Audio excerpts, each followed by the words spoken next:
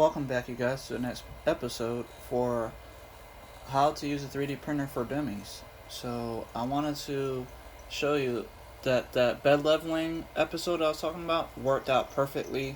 I printed out this benchy, and it only took like 2.5 hours because I'm printing at 60 millimeters a second, and I'm doing 100% infill. And it came out just nice. I'm using that Creality PETG filament that I was telling you about. And all I gotta do, it's still stuck on here because I have some this Aquanet hairspray for basically glue to make sure it gets stuck to the bed. And all I gotta do is just lift it off. Here we go. So now you can see the bottom. It's kind of faded. You can't see the benchy name because it's covered up really well. You won't be able to see it, I don't think. And it's really flat and shiny because it's perfectly adhered to the print bed. So, with that being said, you can see there's a little stringing, which is kind of normal when it comes to 3D printing with FDM printers. All you gotta do is use like a heat gun or like a knife or something and kind of like scrape all that stuff off or melt it with the heat gun. I got a heat gun, so I'm not really stressing about this, and it will go away really quick. But it's really thick, nice and sturdy. You can see it came out pretty well.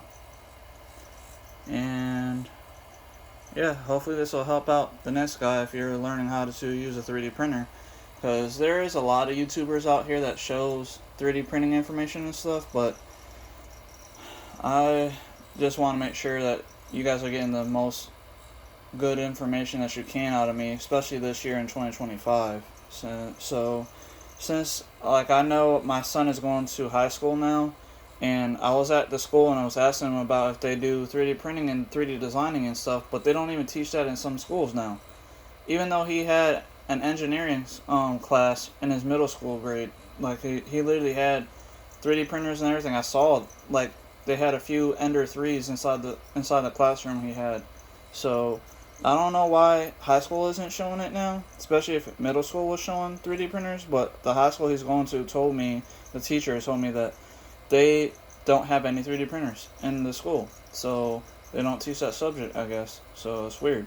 Either way, I just wanted to let you guys know some information about 3D printers, and that's the reason why I started this little course, because there are some people that do have the longer LK5 Pro like I do right here, and even like the CR10 and the Ender 3 that I have. So I figured these FDM printer information that I'm putting out for you guys will kind of help out the next person if they're thinking about getting into this type of subject, I guess, or like projects. So literally you can basically make almost anything with a 3D printer, because these plastic filament are really tough and hard. They can make gears, all kind of different stuff, and they're really durable, stable and durable.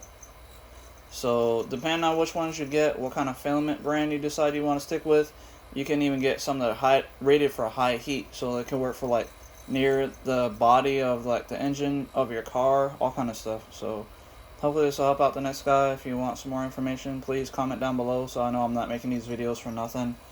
And I hope you guys have a great day. I'll see you guys next time. Goodbye.